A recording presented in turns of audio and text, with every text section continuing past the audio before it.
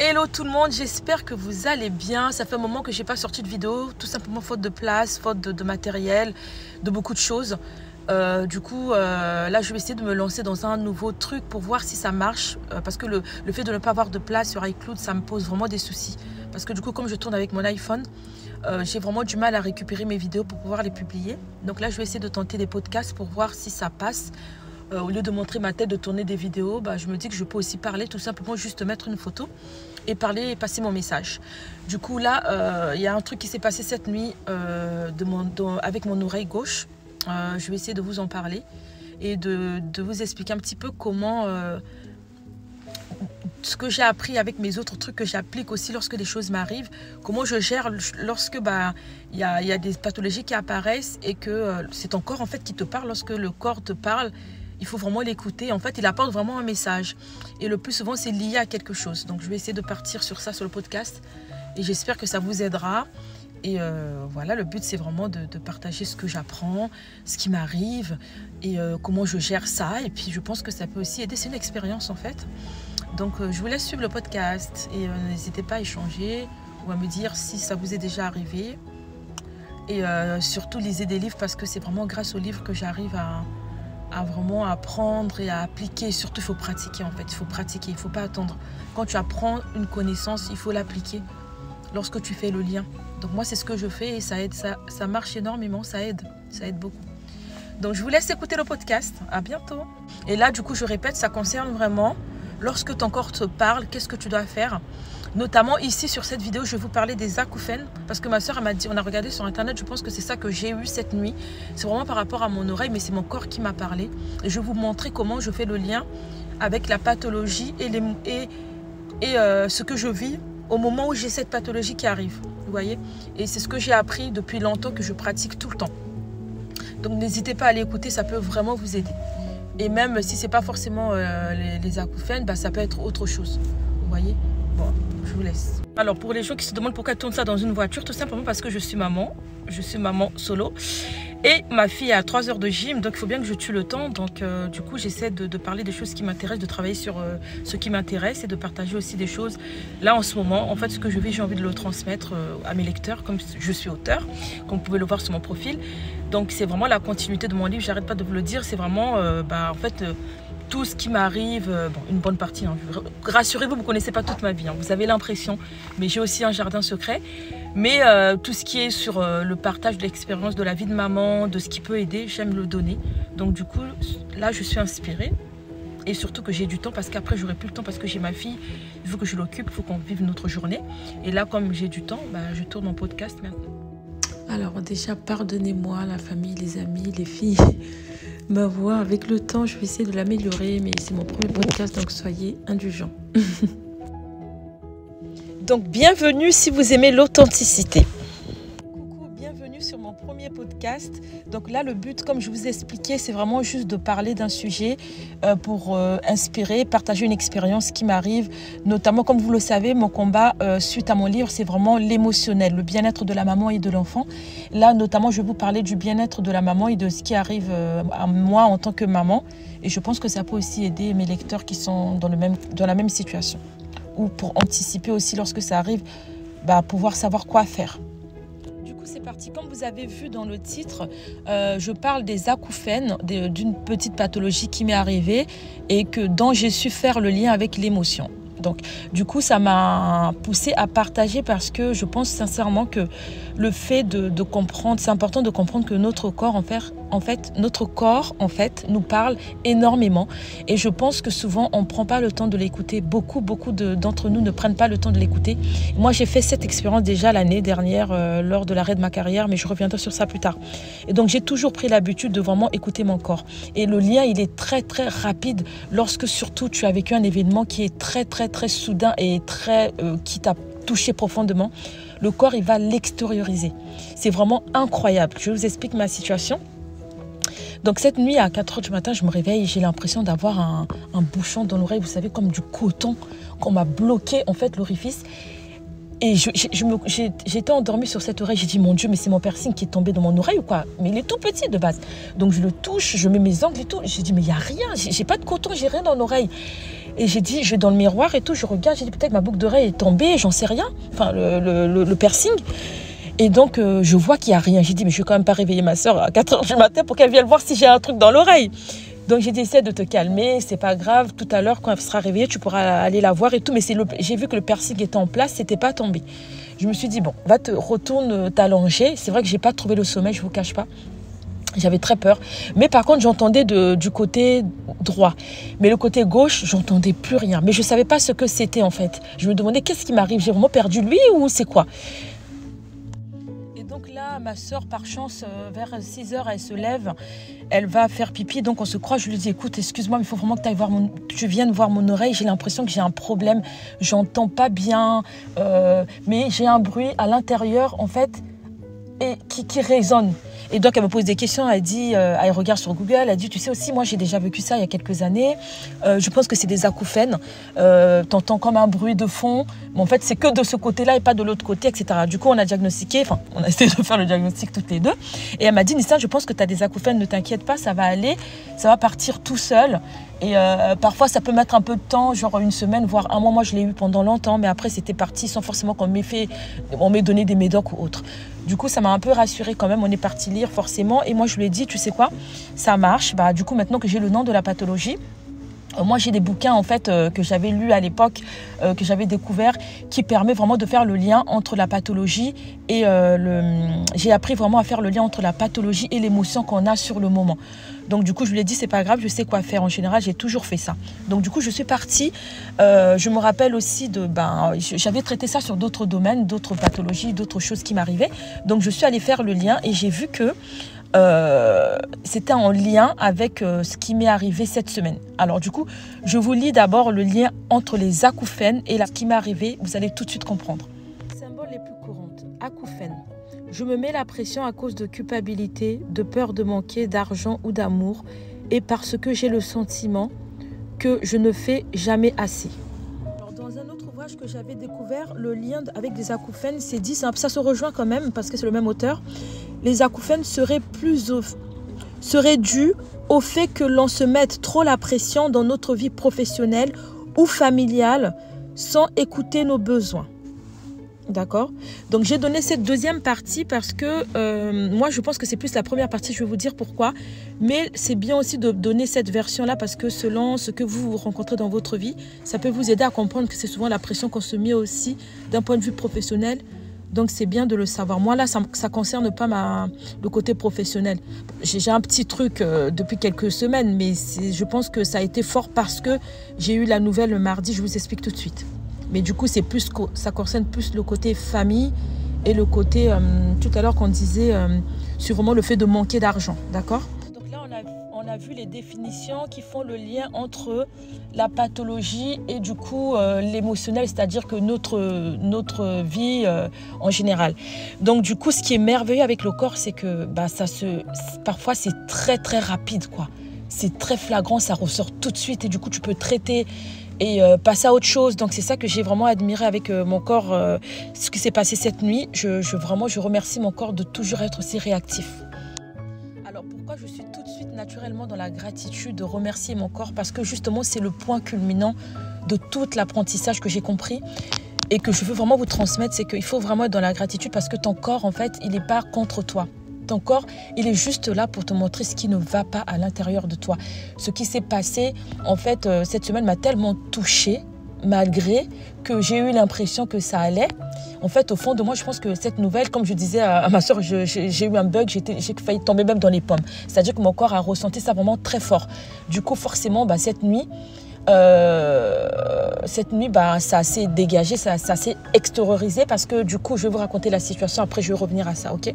Donc la situation qui s'est passée, je pense que beaucoup de monde vivent ça et donc moi j'ai pas honte à parler de ça parce que c'est une expérience et voilà, je pense que c'est aussi bien de partager parce que y a plein de monde qui vivent ça et quand ça t'arrive tu te dis mais je suis la seule ou pas? Mais en fait on est plusieurs. Donc en gros j'ai eu ma facture de régule d'électricité, de gaz, je suis chez Engie actuellement. Et donc, en fait, ils m'ont fait la régule. Ils m'ont dit, ouais, on va vous prélever plus de 4 000 euros parce que vous avez dépassé de plus de 4 000 euros, sachant que toute l'année, je leur avais déjà payé 1 500 balles. En fait, au début, j'ai cru que c'était 400 euros de régule. J'ai eu un bug. J'ai dit, mais je rêve, c'est 4 000 euros, genre, plus de 4 000 euros. Et à l'année, franchement, je ne vous cache pas, à l'année, on est pas loin de 6 000 euros. J'ai dit, mais quand ma soeur a dit, moi, ils nous ont confondu avec un restaurant, c'est pas possible. Et ça, soi-disant, c'est le gaz. Le gaz, on a plus de 4 000 euros. Du coup, j'ai dit, mais c'est pas possible. Donc, je les appelle. Je lui dis, mais en fait, vous êtes malade. Vous n'allez pas passer de mon compte pour prendre ça. En fait, je suis même pas d'accord avec ça. Vous allez me montrer la preuve comme quoi qu'on a dépassé plus de 4 000 euros. Vous êtes fous, quoi. Enfin, vous nous confondez avec une entreprise. C'est pas possible. On est une famille, une petite famille. Et on vit dans le sud de la France. Vous croyez vraiment que le chauffage, on va le consommer comme si on était dans le nord ou sur les montagnes? Même des gens qui ont des manoirs, des maisons, n'ont pas cette facture. Donc, elle, ça ne la choque pas. Tout le monde, ça les a choqués, tout ça, ma famille, etc. Donc, elle me dit, non, madame, c'est ce qu'on voit sur le compteur. Bref, je vous épargne tous les détails. Et la suite, c'est juste cet événement-là qui s'est passé pour que vous compreniez pourquoi, du coup, j'ai fait le lien. Donc, du coup, entre-temps, je demande des expertises, puisque moi, j'ai dit, écoutez, j'ai besoin de savoir ce qui s'est réellement passé, en fait, parce que parfois, vous êtes des arnaqueurs, vous êtes des voleurs. Vous pouvez trafiquer le compteur sans qu'on le sache. La chaudière, si ça se trouve, il y a une anomalie. En tout cas, nous, on n'a pas consommé tout ça. C'est impossible. Sachant que j'avais arrêté, en fait, j'ai découvert en plus que j'avais arrêté le chauffage depuis le 11 février.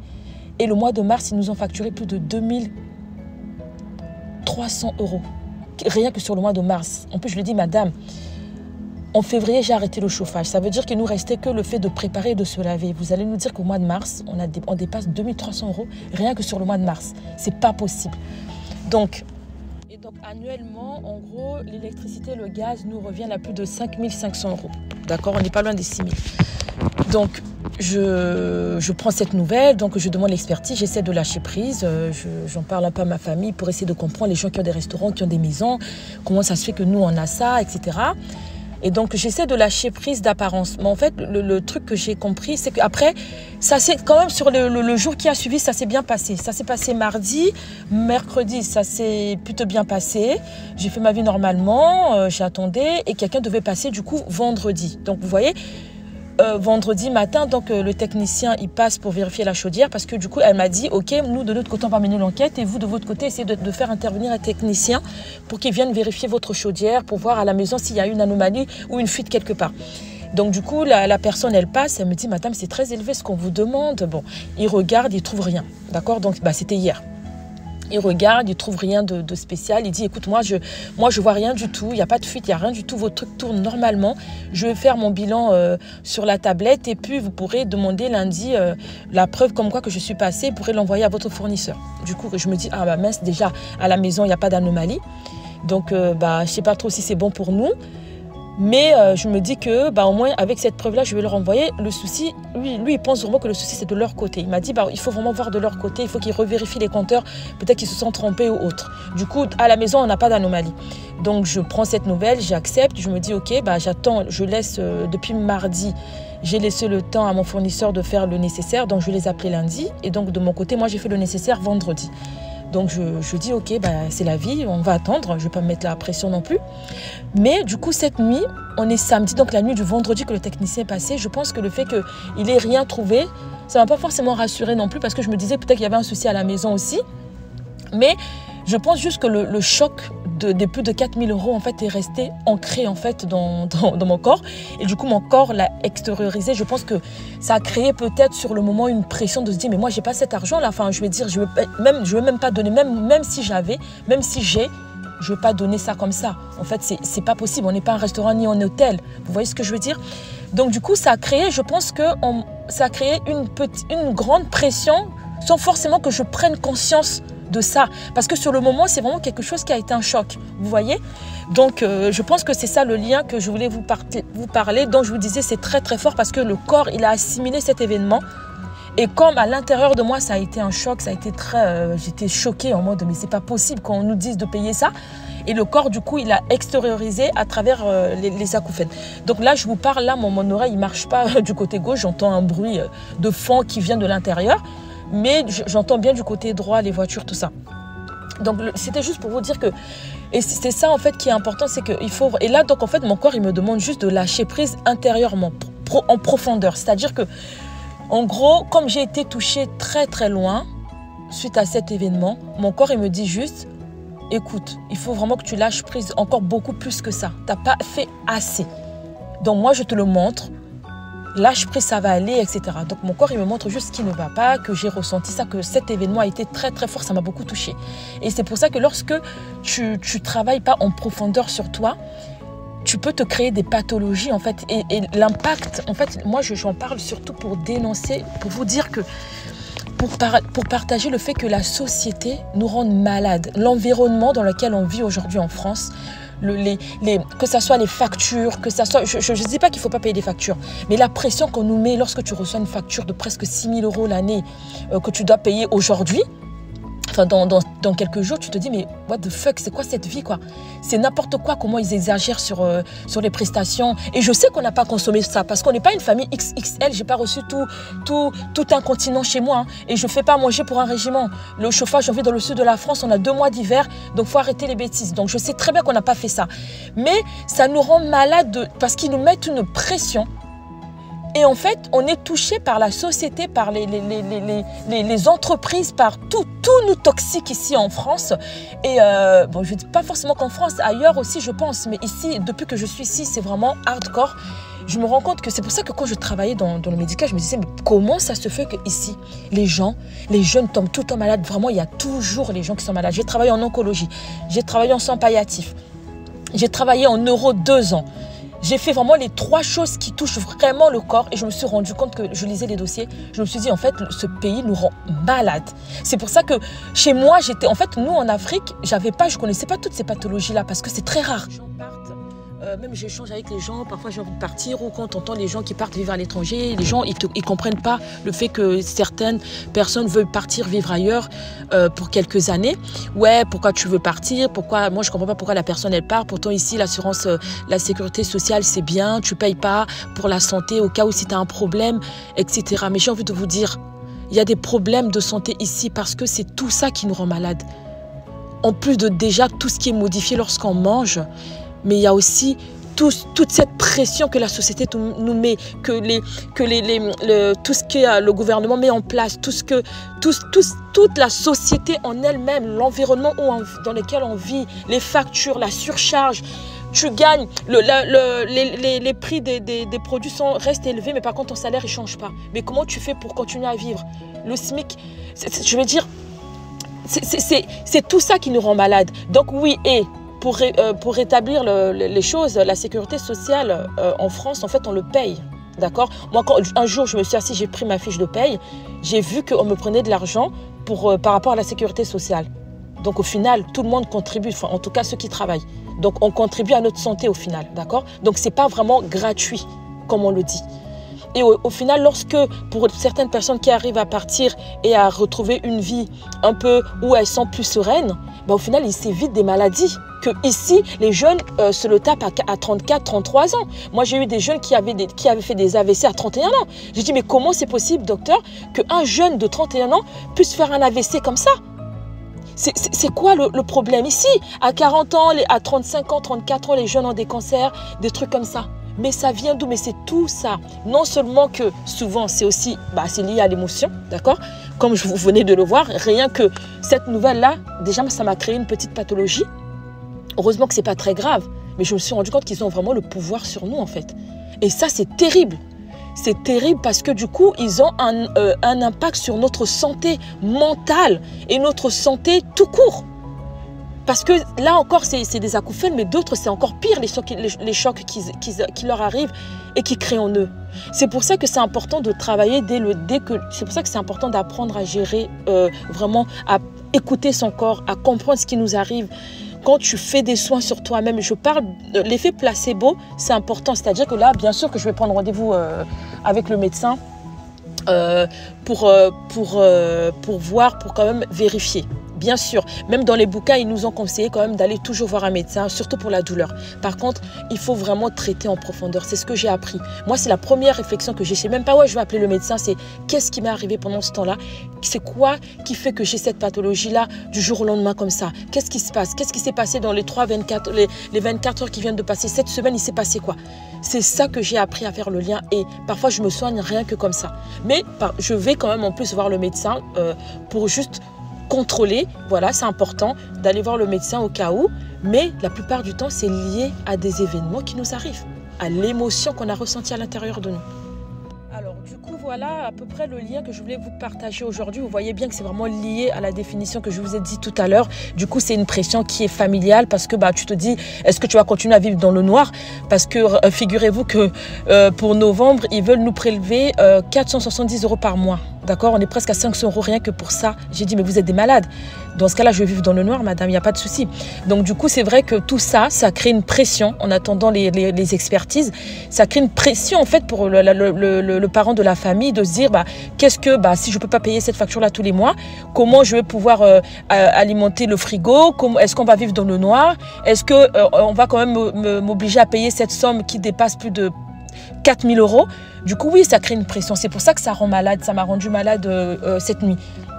Donc, en fait, dans ces cas-là, ce qu'il faut faire, lorsque vous avez un lien comme ça, que vous avez compris que c'était lié à l'événement, vraiment, en général, c'est ce qui s'est passé à un moment donné. Parfois, ça peut aussi être bien avant. Donc, ça dépend, mais il faut vraiment être attentif à écouter votre corps. Donc du coup, là, la solution qu'il faut faire, comment moi je fais, ce que j'ai appris en général, lorsque tu as réussi à assimiler la pathologie qui t'arrive, la situation qui t'arrive avec le lien qui t'est arrivé, il faut juste que tu prennes conscience que tu dois remercier ton corps parce que ton corps, il t'a montré ce qui ne va pas. C'est pour ça que moi, tout de suite, malgré, pour l'instant, j'ai encore cette pathologie parce que je dois faire ma lettre de remerciement, mais j'ai déjà pris conscience que mon corps, il m'a montré quelque chose. C'est très important. Donc, en fait, le seul soin à faire, c'est juste remercier ton corps. Tu lui dis merci, mon corps, en fait, de me montrer qu'il y a quelque chose qui s'est passé en moi, qui a été très fort, et en fait, que en fait, toute cette culpabilité que je ressens, toute cette pression que je ressens, c'est lié à cet événement qui m'est arrivé cette semaine ou il y a quelques mois, il y a quelques semaines. Merci vraiment de m'avoir permis de faire le lien et de comprendre pourquoi du coup j'avais cette pathologie-là. À travers cette pathologie, j'ai vraiment fait le lien que c'est à cause de ce qui m'est arrivé. Donc maintenant, tu peux arrêter. En gros, tu demandes à ton corps d'arrêter les symptômes de ce qui t'arrive. Tu lui dis maintenant, j'ai compris, j'ai reçu le message, tu peux arrêter maintenant. Ça va aller, je vais lâcher prise encore plus. Et c'est juste ça, déjà, ça c'est une bonne partie du soin. En fait, rien que le fait de pouvoir mentionner, de parler à ton corps de cette façon, de façon bienveillante, d'avoir de la gratitude en le remerciant, ton corps, il va arrêter. Ton corps, vous allez vraiment avoir une alchimie très, très, très bienveillante. Il va juste te dire, ok, elle a compris ce que je voulais lui dire. Je vais maintenant arrêter de lui faire mal ou je vais arrêter de lui dans mon cas, c'est l'oreille. Je vais lui permettre de récupérer son oreille tranquillement. Et bien sûr que le médecin peut te donner des choses qui vont t'apaiser. Ça, c'est vraiment dans le cas de la douleur. Moi, j'ai pas mal, mais c'est désagréable. Il y a du bruit, en fait, dans mon oreille. Donc, je vais quand même aller voir le médecin. Mais je sais que lorsque j'ai déjà pris conscience, c'est déjà le soin. Je vous jure, à peine j'ai répété la phrase « Je te remercie de m'avoir montré cette nuit qu'il y a quelque chose qui n'allait pas, que c'était en lien avec telle chose. » J'ai senti un truc partir. Et j'ai dit à ma fille « Ouh là là, j'ai l'impression qu'il y a un truc qui est parti d'un coup. » Mais ça reste encore un peu brouillon. Donc, du coup, là, je vais vraiment écrire. Et encore une fois, je le répète, il faut écrire. Je l'ai dit oralement parce que j'étais pressée, je devais ramener ma fille à la gym. Là, maintenant, je vais prendre mon temps. Je vais écrire sous forme d'écriture. C'est-à-dire, tu prends une feuille, tu prends un crayon, tu écris tout ça. Et le fait d'écrire, ça imprègne encore plus. Parce que du coup, la conscience, elle est encore plus ancrée. Donc, c'est très important d'écrire. Donc, du coup, je récapitule. C'est vraiment la solution à la fin. Lorsque quelque chose comme ça vous arrive, c'est vraiment prendre ce côté de gratitude, cette conscience de remercier votre corps, d'écrire vraiment un mot par rapport à votre corps et de le répéter pendant plusieurs semaines. Et en général, c'est vraiment 2 semaines de répétition. Et si tu vois que ça va mieux, tu peux lâcher. En général, il faut au moins 1 semaine minimum. Parfois, ça peut avoir des effets tout de suite. Mais moi, je conseille vraiment de travailler sur au maximum plus d'1 semaine pour que ça soit vraiment bien traité pour éviter les récidives. Donc, voilà ce que je voulais vous partager. C'est ce que j'ai toujours fait depuis que j'ai appris ces protocoles-là. Ça aide énormément. N'hésitez pas si vous avez des questions. Et surtout, retenez bien les liens que je vous ai donnés. Et si un jour ça vous arrive, vous saurez pourquoi. Vous retournerez dans ce qui s'est passé et vous pourrez faire le lien et vous soigner en profondeur. Et je répète encore, surtout, il faut aller voir le médecin quand même. C'est important pour surtout éviter de souffrir en fait en attendant de pouvoir travailler. Même si déjà tu as commencé à lancer ton processus de conscience et de gratitude, c'est important quand même d'aller consulter le médecin parce que la douleur, c'est très désagréable à supporter. Donc c'est important parce que parfois les Doliprane vont te calmer, ils vont vous donner des antibiotiques, ils vont vous calmer. Mais derrière, il faut surtout aller bien se libérer à l'intérieur avec la conscience de remercier son corps. Voilà les amis, ce premier podcast touche à sa fin. J'ai été très inspirée, c'est pour ça qu'une vidéo sur TikTok ou Instagram, j'aurais pas pu faire tout ça. Et le message, il était vraiment très important. Donc j'espère que vous avez pris note et n'hésitez pas à le pratiquer. Moi je dis toujours, et beaucoup de monde le dit souvent dans des audios, entendre une connaissance, une expérience de quelqu'un qui te partage vraiment quelque chose qui est authentique, qui marche, qui l'a aidé. Et juste entendre et ne pas pratiquer, ça sert à rien. Donc lorsqu'on apprend des choses, moi c'est ce que je fais, je l'ai pratiqué sur tellement de choses dans ma vie, je sais que ça marche. Du coup c'est pour ça que même quand des choses comme ça m'arrivent, je suis très confiante. Limite, je suis encore d'abord allée chercher le lien émotionnel avant même d'appeler le médecin. Pour vous dire à quel point je sais que les soins émotionnels c'est beaucoup plus fort. Donc c'est très très important de pouvoir pratiquer. N'ayez jamais peur d'essayer quelque chose. Il faut toujours essayer parce que tu ne sais pas ce que ça va t'apporter. Donc si vous écoutez mon podcast, retenez vraiment le côté vraiment d'associer la pathologie avec l'émotion qui t'est arrivée. Ensuite, tu retravailles, tu remercies déjà le corps. Même si ma soeur ne m'avait pas dit que c'était les acouphènes, j'aurais quand même, je pense, fait cette partie de remerciement à mon corps pour lui dire merci déjà de me montrer qu'il y a quelque chose qui ne va pas. Ça aide déjà énormément. Donc n'oubliez jamais ça. Et j'espère que, et aussi plus tard, si jamais ça vous arrive un jour, je vous souhaite vraiment de pratiquer. Surtout, n'hésitez pas à revenir sur cette vidéo pour témoigner. Moi, je témoigne parce que ça marche. Et beaucoup de choses que j'ai appris, ils disent qu'il faut pas hésiter à témoigner parce que les gens doivent comprendre qu'il y a plein de choses qui marchent et que ça existe, qu'il y a des témoignages et que quand on pratique, ça marche. Et moi, je vous dis que ça marche. Je sais que d'ici quelques temps, mon oreille va aller mieux. Je vais démarrer ma lettre de remerciement aujourd'hui pendant une semaine déjà pour voir comment ça va se passer. Et je pense que je prolongerai sur une semaine encore. Donc, je vais le faire pendant 2 semaines. Donc voilà, je vous dis à bientôt pour un prochain podcast et surtout abonnez-vous et n'hésitez pas à venir en commentaire pour échanger avec moi. Merci beaucoup. Ah, j'avais une question pour toi. Dis-moi en commentaire, est-ce que tu aurais pensé que un jour on te dirait que la pathologie des acouphènes peut être liée avec la pression que l'on ressent à l'intérieur de nous suite à un événement, à quelque chose qui nous met la pression, c'est-à-dire cette pression que tu ressens à l'intérieur. Moi, en tout cas, ça a été une découverte depuis quelques années. Lorsque je vous parlerai un petit peu comment j'ai découvert ça, c'est à travers ma fille. Elle m'apporte tellement.